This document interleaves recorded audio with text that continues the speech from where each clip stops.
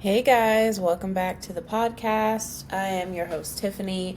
Today we're doing a review of The Little Mermaid that literally just came out. I went to go see it last night, opening night, and I had bought my ticket in advance because I didn't know what the situation was going to be like. I didn't know if it was going to be like completely packed or anything like that. So I was like, I want to see it, so I'm going to get my ticket ahead of time. So I did that. Surprisingly, when I went, I mean, I did go to a later showing, but when I first went in there really wasn't that many people in the theater, and it really wasn't until like the movie was actually like right about to start that I started seeing more people coming in, and then it kind of filled up a little bit. So I thought that was kind of, I thought that was a good sign that it looked like people were turning out for it. That's kind of what I was hoping to see, people coming out to support the film and to support Halle Bailey, who plays Ariel in the movie. And I won't get too much into all of the controversy and everything that happened. I kind of talked about that in one of my previous podcast episodes, if you want to go back and watch that, about kind of like when I think this was around the time the trailer dropped, or when the news, was all about Halle being black and her playing Ariel, and how that was quote unquote controversial and everything like that. So, I already talked about that, so I won't get too much into that, but I will say that is part of the reason why I did kind of want to turn out for her, because one, I already knew the girl could sing. If you know Chloe and Halle, the music that she did with her sister, like you could tell from there that they both can sing. They both have really nice voices, and I'm a fan of their music. So just as a fan of her as a singer, as a performer, as a songwriter, I wanted to show love. And then the fact that like she was getting so much criticism for something that I thought was really stupid, I was like, well, let's show out. Let's show them that a black Ariel is cool, and that it's a good thing, and it's great representation. And I think so many of us have seen like TikTok videos and all these little clips of like little brown girls and boys like seeing the trailer for the first time, or finding out that Ariel is black, and them being like in awe of it and smiling and all that kind of stuff. So like the proof is in the pudding. Like the kids love it, I should say, and that's really what matters, because it's Disney movies. This is it's supposed to be for the kids. I mean, I think a whole family movie, because it was definitely families in the theater going to watch it. It was even older people, like people way older than me, going to see it. I saw a few teenagers in there, so it's really all ages. But when it comes down to it, it's really like you want it to be the most appealing to kids. So I feel like if the babies are excited about it, then that's what really matters. Um, but overall, I enjoyed it. I thought it was pretty good. The highlight for me was definitely the singing, especially Halle's singing. It kind of gave me chills a little bit when she started singing "Part of Your World," and it's really like the last 30 seconds of that song. If you haven't heard it yet, or if you haven't seen the movie, the soundtrack is out, so you could go on Spotify or Apple Music and listen to the soundtrack, and listen to the official version of "Part of Your World," the one that she recorded, and you'll hear what I'm talking about. It's literally like the last 30 seconds of the song that just like gets me every single time, and I'm like, oh, she has such a beautiful voice. So I love that, of course.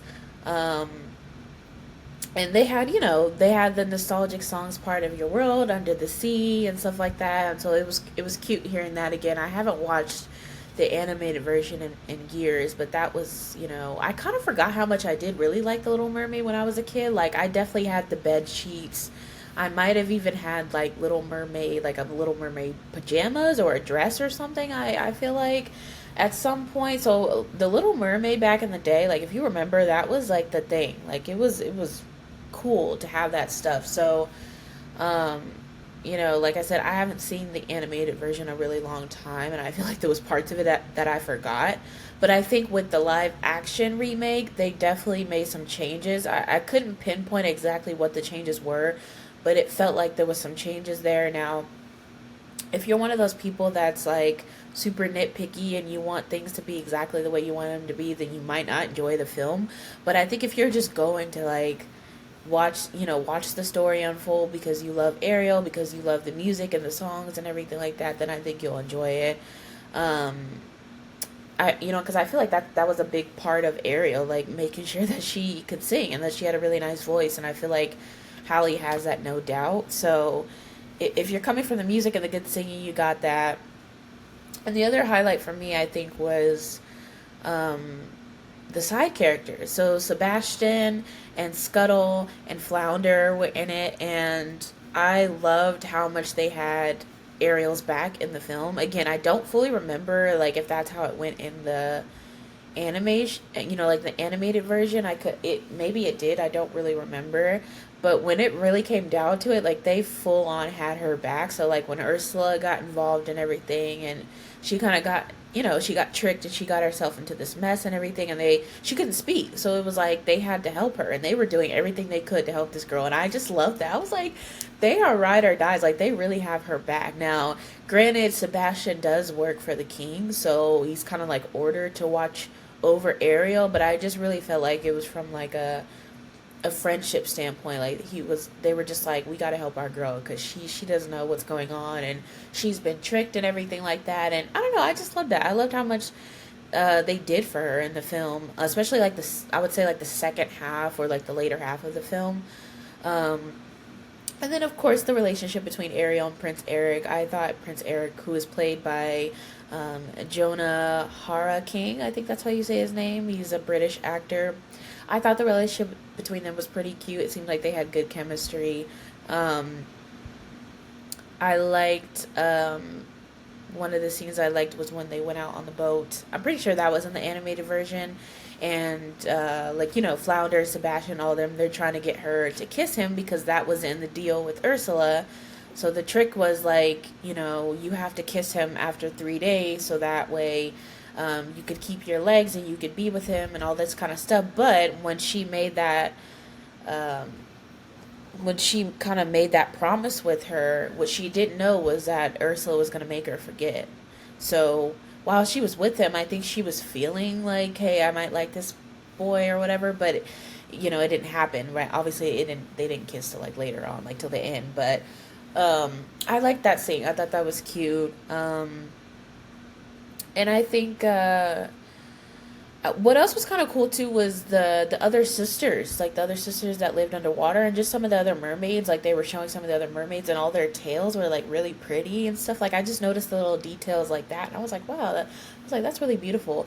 And for people who were like, I guess, worried about the coloring and everything, I remember at some point when the trailer came out, where they were showing teasers, people were saying that the coloring looked off, or like it looked dull and it didn't look bright and it didn't look like they were under the sea.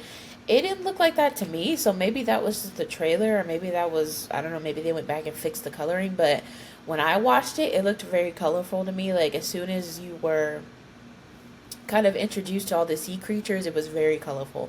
And especially when Sebastian sings Under the Sea, like that whole like montage is really pretty. So I didn't see any issues with the coloring, so that's just me. But um, what was some other things that people were talking about? I guess I'm just trying to address if anybody had questions or anything like that. I mean, obviously go see it for yourself, but just to kind of come on here and let you guys know that I thought it was pretty good. And especially if you have kids and stuff like that, or if you're already a fan of The Little Mermaid, I think it's worth going to see. Um, Now, I'm not gonna sit here and lie and say like, oh, this is the best Disney movie ever made, or like it's the best. It's not that, but it's good.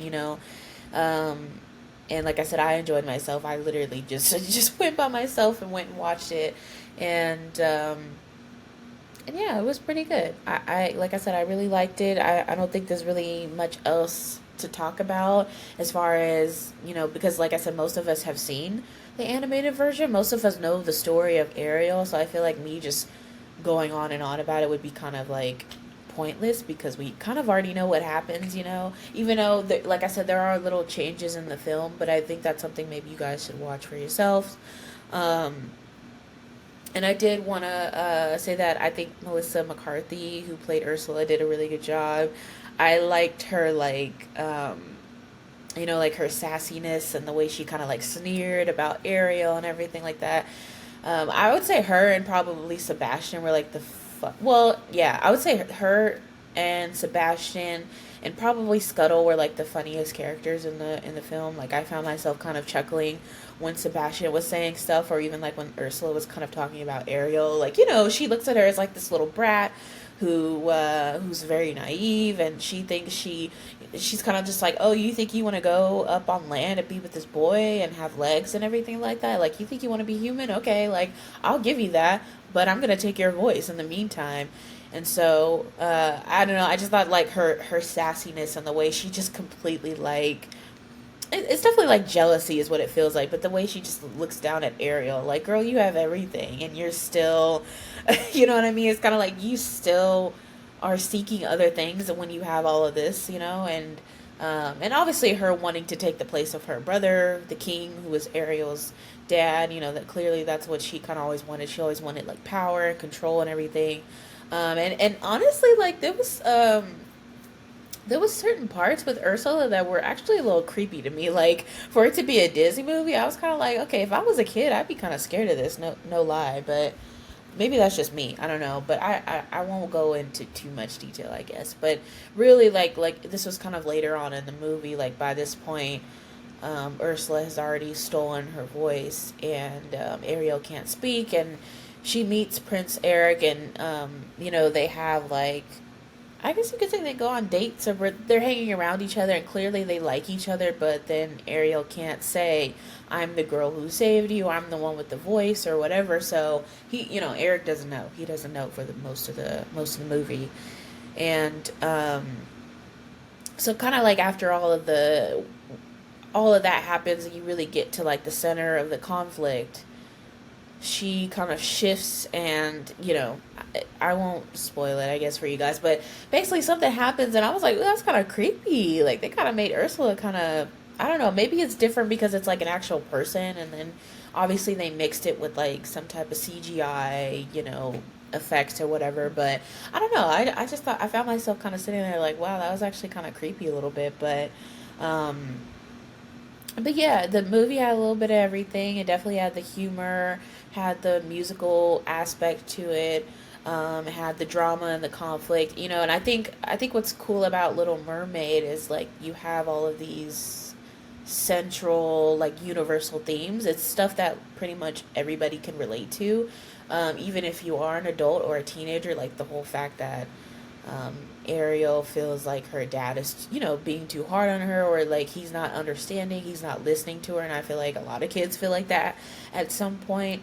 Or even just the feeling of wanting to break free, wanting to do your own thing, but you can't because it's like someone's holding you back, or people are telling you you can't do that, and they're not really giving you a good enough reason why. And so you're kind of just like, well, why can't I do it? Like all of that stuff, all those emotions, all those human emotions are things that people go through all the time, or things that people feel whether you're young or you're old, I think. So I think that's kind of one of the main things I've always liked about The Little Mermaid, just like those universal themes. It's something relatable to everybody, even though you're like, well, it's a mermaid, so how can you relate to that? But when you look at the emotions of the film, and I think especially with this one, because it is a live action remake, you could feel that a little bit more.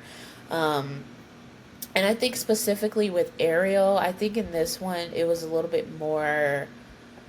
You kind of felt a little bit more with what she was thinking, especially when she could talk. And again, I don't remember if they did that in the animated version. You guys let me know if they did or not, because I really don't. I haven't seen it in so long, you guys. Maybe I should have watched it beforehand to kind of like re-jog my memory. But when she, you know, kind of meets Prince Eric for the first time. This is after she saved him, but he doesn't know that she was the one that saved him. And she can't speak because Ursula has her voice, and there's still singing going on like in her head, and kind of like they're showing us basically how she's feeling and what she's thinking on the inside, because she can't say it out loud. And I like that part of it. I like that we got to see a little bit more inside of Ariel's mind and how she was feeling when she didn't have her voice, and what she was thinking and all that kind of stuff. So I like that POV of her a little bit more maybe than what they did in the animated version. um but yeah, like I said, I would just say that I enjoyed it. I would recommend to go and watch it. I think if you go with family or friends, or even on a date, like I saw some couples going in there, I think it would be a cute movie to go and watch. And the movie is like, I know it had to be at least 2 hours. I didn't really like check to see how long it actually was, but honestly, like when I was watching it, it didn't feel like it was super long. So it's one of those movies where it kind of just flew by. I felt like once things really picked up and things kind of started happening, it was like, well, that's it. That's the end of the movie. Um, and I don't know if there was post credit scenes. I honestly don't know because like obviously once the credits started, after like a minute or two, I got up and left. There was still some people sitting in there, so I don't know if like maybe they showed something afterwards and I missed it. Again, let me know in the comments or message me. Let me know like if I missed something or was there something extra? Is there something alluding to a Little Mermaid 2? I don't know. And that's something I'm kind of curious about as well because I think they did make a Little Mermaid 2 for the animated version if I'm not mistaken, and I feel like if they did it wasn't memorable because like the first one was so classic, but I'm wondering if they're gonna try to make a 2. um I don't know because this one took so long to make. I think the director Rob Marshall said that it took about 4 years to make, so I imagine if they make a second one it would take a long time again. I don't know. But and I don't, and to be honest, even though I said I enjoyed it, I don't know if it really needs to be a second one. I think it could stand alone on its own, to be honest. I don't think there really needs to be a second one. I mean, if they do, I probably would still tune in just to see, just to be curious, but I don't really think that you know what I mean? Like I don't know if that's really necessary, but I haven't heard anything about them making a two. That's kind of just me wondering. I'm just kind of curious, um but yeah, and the other thing too, definitely want to talk about the hair. Definitely want to just talk about the outfits and the makeup, and I'm talking about Hallie's look overall. So I know that there was kind of like, I don't want to say controversy, but I know that there's been mixed reviews even before the movie actually came out about her hair. So the fact that Halle Bailey, um, has locks in real life. That's how she's wore her hair since she was a little kid. And I guess they felt like, it was important for her to keep her hair as is, to not really like change it. They changed the color a bit, but they didn't take out her locks, which I thought was cool. Um, and I loved her hair, and I didn't really see like the behind the scenes process. I saw a photo that was released and it was showing like all these black hairstylists that were working on her hair, it looked like on set, which again I thought was cool that they actually hired black hairstylists and people to work with her, because sometimes Hollywood movies, they hire people that don't know how to do black hair and it don't look good. So it looked like they were taking like, different colors and putting it over her locks, and so I love that. I love that they did that. I know, like I said, people were kind of upset because it wasn't like super red like the animated version, but I don't know. I thought she looked pretty. It looked pretty to me. It was kind of like reddish, like a gingerish color mixed with like blonde, so it wasn't quite red, but you could see the red strands in her hair at certain moments or like certain scenes. And it was like, it was kind of a little bit like mine, where like you could see her dress, but then there was like loose hair out like this kind of, which I thought was pretty. Um, and I thought it worked, but again, I know people are nitpicky about certain things, especially when it comes to a remake. But she pulled it off really well. It looked pretty on her, and I loved like the subtle makeup. Like you can kind of see a little bit of glitter on her eyelids, and she had like pink. It kind of looked like she had like a neutral or like pink color on her nails. I was looking at all of that. I don't know why I'm weird like that, but I was noticing like the kind of like the makeup and the the look. Like it was natural, but there was like a glow to her, and she's just a pretty girl anyway. But I thought what they did with the makeup and the hair and everything, I liked it. I thought it was pretty. And of course, like her tail and her little, I don't even know what you call it, like the little bralette thing that she wears. Of course, that was pretty, very reminiscent of the '90s version of it. And yeah, I'm trying to think. I mean, I wasn't really paying attention to anybody else's like makeup and hair and look. To be honest, it was really just Ariel. But yeah, I just wanted to give props to the people who worked on hair and makeup on that. I felt like they did a really good job with her. Like I said, I'm glad that it was actually like black artists working on her, because I think that's important too. Not just having black actors be at the forefront of movies, but also hiring black makeup artists, black hairstylists, black writers, black producers, like people that are part of the crew, like everybody that works behind the scene does a lot of work. So I think that that's important too, to include, black and brown people, especially when you have actors that are the actors who are starring in a film or a TV show are black. I think it's important to have, like, you know, diversity on set, and not to just talk about it, but to actually have that on set. So I'm glad that they had that, and I'm glad Hallie had that too. Um, so yeah, I feel like that's kind of the most I could really say about it without trying to go into little, itty bitty details of what happens in the film, because again, it's The Little Mermaid. We're kind of all familiar with the story, um, but yeah, I just felt like I wanted to do a review because I literally just seen it last night. And if you guys have been watching me, you know that I've been doing kind of like an episode by episode discussion of season 4 of Barry. So since I'm not doing that today, I feel like I might. So I know I'm getting off topic here, but the finale of season 4 of Barry, and the series finale, is tomorrow. It's tomorrow night.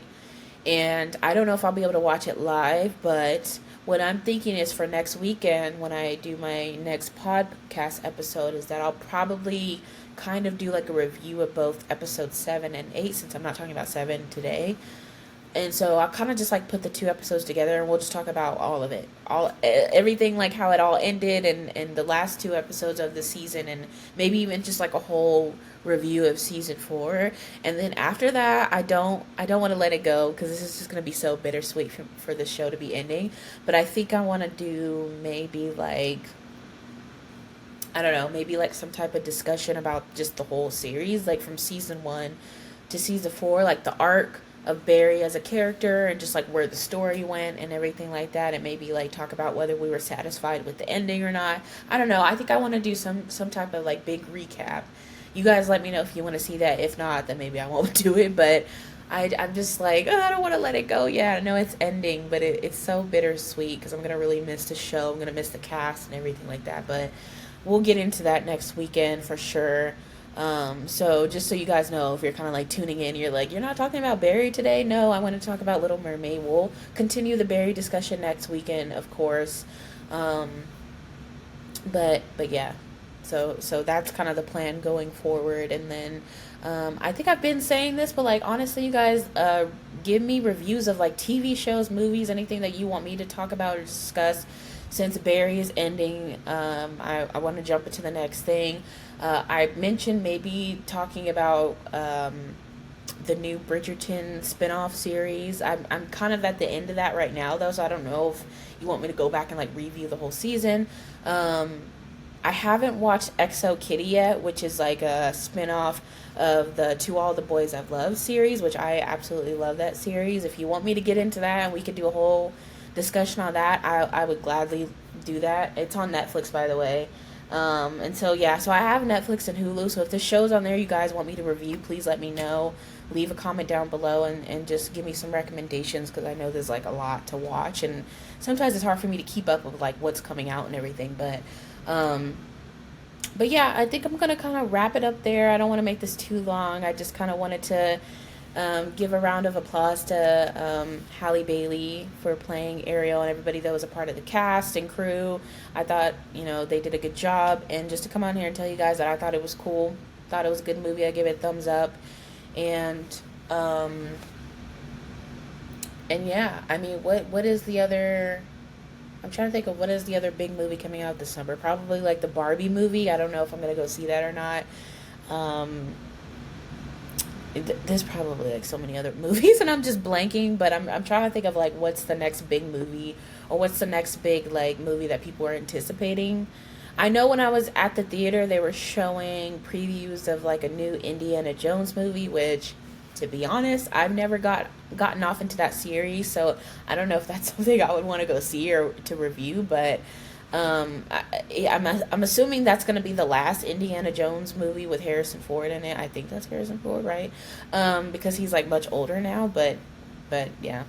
So they showed previews for that, and like, a few other animated movies, like Pixar movies and things. But I'm thinking the Barbie movie is probably going to be the big one, which comes out in July. So that should be that will definitely be something to talk about. I'm sure everybody's gonna be talking about that. So anyway, I will leave you guys for now, and I will see you next weekend. I know I'm cutting this short, but like I said, I don't want to talk too long about the movie because just go see it for yourself, really. Um, but yes, I will see you guys next Saturday at 1 p.m. live on Facebook as always. And of course, if you can't, make it to the lives, that's totally fine because I upload to YouTube same day, upload to Spotify. If you're more of an audio listener, you don't really care to watch, you just want to listen, you could do that as well. I'm trying to kind of build up like my YouTube page a little bit more, so please subscribe to my YouTube channel. It's Tiffany's TVscape. All my socials are pretty much the same thing. Like if you follow me on Instagram, even on Twitter, I think it's like T underscore TVscape. I'll put like my socials in the comments if you want to follow me. But I would love if you guys would subscribe to my YouTube channel, please. And what I want to do is get access to community posts. So I think you have to have a certain amount of subscribers. So once you do, then I could do like polls and kind of interact with you guys a little bit more on there.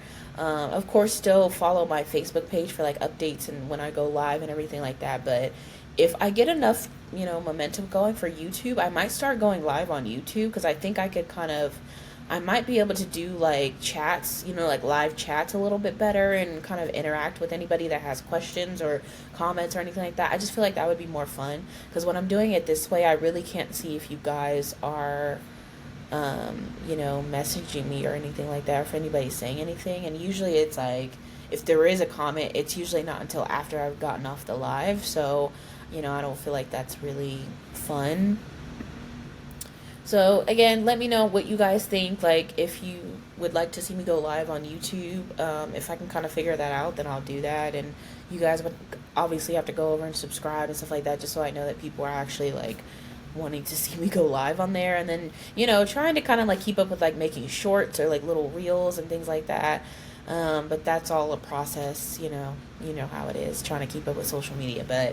But anyway, I hope you guys have a good week. I will see you next weekend, same time, same place. And thanks for watching. Bye bye.